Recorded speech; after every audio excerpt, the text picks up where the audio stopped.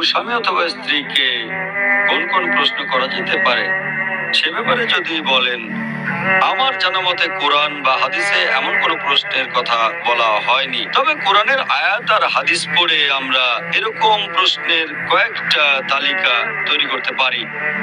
সাধারণত আমরা যখন এভাবে বিয়ের আলোচনা করি, সবচেয়ে গুরুত্বপূর্ণ হলো ফটোগ্রাফ। অনেকে শুধুমাত্র পাত্র বা পাত্রীর ফটো দেখে তাকে বাতিল করে দেয়। নতুন টেকনোলজি আসলেও হয়তো ফটোতে গুণও দেখা যাবে। এখানে কিছু নেগেটিভ টেস্টিং আছে। যদি দেখেন যে মেয়েটা অশালীন পোশাক আশাক ব্যবহার করে থাকে, বাতিল করে দিলেন। সৌন্দর্যের কারণে না, অশালীনতার কারণে তারা ঠিক আছে। অথবা কোনো ছেলের অশালীন পোশাক দেখে মেয়ে পক্ষ যদি তাকে বাতিল করে দেয়, সেটাও ঠিক আছে। সাধারণত আমাদের সমাজে যখন বিয়ের ব্যাপার নিয়ে কোনো আলোচনা হয়, যখন পাত্রপক্ষ অথবা ছেলে পক্ষ কোনো মেয়েকে দেখতে যায়, তখন প্রশ্ন করে, আপনি কি রান্না করতে পারেন? কি কি খাবার রান্না করতে পারেন? বিরিয়ানি পারেন কিনা? ছেলে মেয়ে দেখাশোনা করতে হবে, এই প্রশ্নগুলোই করা হয়। আমি এগুলোকে একেবারে অর্থহীন বলবো না, তবে এটার গুরুত্ব খুব একটা বেশি না।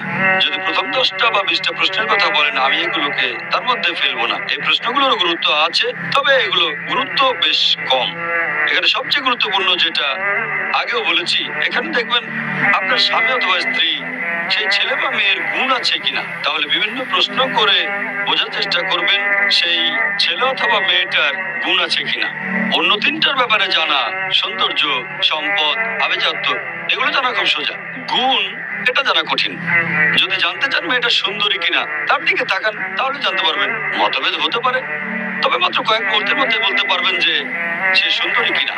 খুবই সহজ। যদি জানতে চান হবু স্বামী বা স্ত্রীর সম্পদ আছে কত, তাহলে ব্যাংক ব্যালেন্স দেখেন, একটু খোঁজ খবর নেন তার কিরকম সম্পত্তি আছে, একটু খবর নিয়ে দেখেন ফাঁকিবাজি আছে কিনা, এটা লোন নেয়া নাকি তার নিজেরই এত টাকা আছে। তবে এটা সহজ, খুব সহজে বের করতে পারবেন।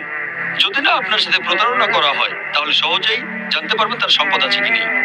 তৃতীয় মানদণ্ড, যে তার জন্ম কোনো অভিজাত পরিবারে হয়েছে কিনা। তাহলে সেই ছেলে বা মেয়ের বংশলতিকা দেখেন, তার বাবা মা কে।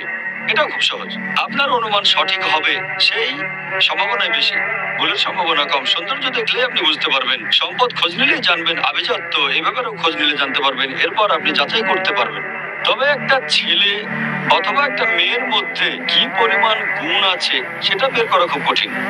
আমরা যখন স্কুলে পড়তাম অথবা কলেজে, সেখানে কেমিস্ট্রি বা রসায়ন ক্লাসে ছিল কনফার্মেটরি টেস্ট, সংক্ষেপে সিটি। কনফার্মেটরি টেস্ট মানে টেস্ট করে আমি নিশ্চিত হচ্ছি যে এটা হলো পটাশিয়াম অথবা এটা সোডিয়াম, কনফার্মেটরি টেস্ট।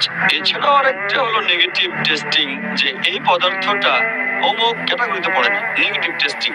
গুণের ক্ষেত্রে নেগেটিভ টেস্টিং করা খুবই সোজা।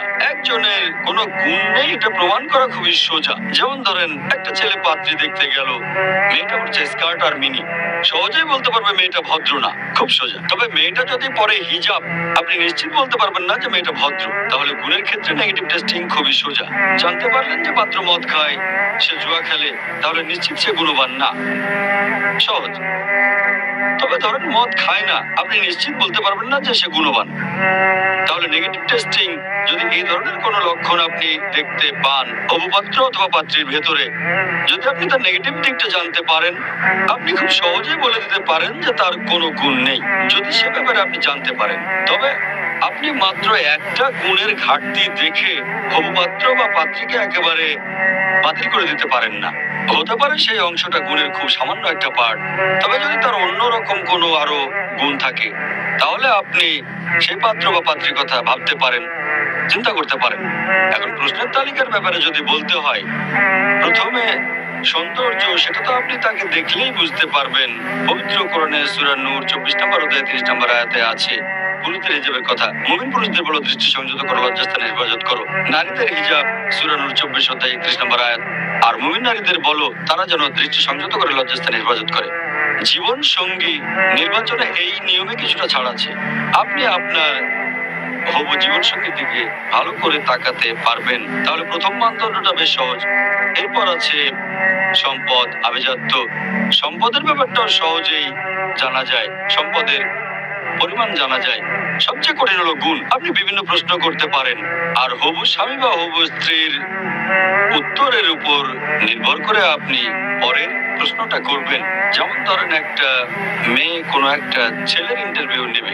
সাধারণত আমাদের কালচারে, সমাজের নিয়ম অনুযায়ী ছেলেপক্ষ হবুপাত্রীকে যে কোনো প্রশ্ন করতে পারে, যে কোনো প্রশ্ন করতে পারে, কোনো সমস্যা নেই। তবে মেয়ে যদি প্রশ্ন করে তাহলে লোকজন ভাববে, আরে এ তো ভালো মেয়ে না, আমাকে প্রশ্ন করছে, এই মেয়ে তো খুব বেশি কথা বলে, এত অভদ্র, তাই না? একটা ছেলের যেমন জানার অধিকার আছে, তেমনি একটা মেয়েরও আছে, তবে ইসলামিক নিয়ম মেনে চলতে হবে। আর খেয়াল রাখবেন কেউ যেন অপমান বোধ না করে। ছেলেকেই আগে প্রশ্ন করতে দেন, তাই ছেলে পক্ষকে আগে বলেন হ্যাঁ কি কি জানতে চান, সবকিছু যেন ভালোভাবে হয়। কেউ যেন না বলে আরে এ তো এক্সট্রা মডার্ন। মডার্ন হওয়া ভালো, মাশাআল্লাহ, ইসলাম একটা মডার্ন ধর্ম। তবে আমাদের সমাজে এরকম কালচার আছে, তাই ছেলে পক্ষকে আগে কথা বলার সুযোগ দিলে ভালোই হয়। অন্যদিকে ছেলেও এভাবে বলতে পারে যে আচ্ছা মেয়ে পক্ষ আগে প্রশ্ন করুক, কোনো সমস্যা নেই। তবে ছেলেরা সাধারণত আগে বলে, তাই এরকম করাটাই ভালো। তাহলে সব স্বাভাবিকভাবে চলবে। আর বেশিরভাগ প্রশ্নই, সব না হলেও বেশিরভাগই একরকম হতে পারে। যেমন ধরেন ছেলের কথা শেষ হলে মেয়ে প্রশ্ন করতে পারে, হবুপাত্রীর কাছে প্রশ্ন করবে যে আপনি কোন ধরনের মেয়ে বিয়ে করতে চান।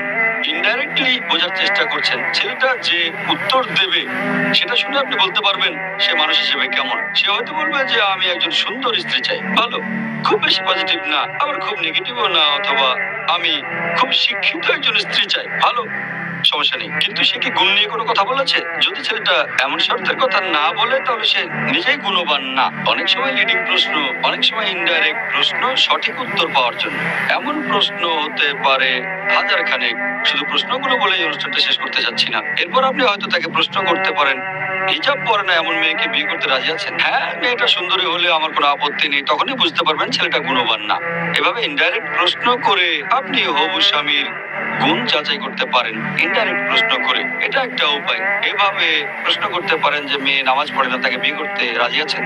অথবা পরবর্তীতে ডাইরেক্ট প্রশ্ন করতে পারেন।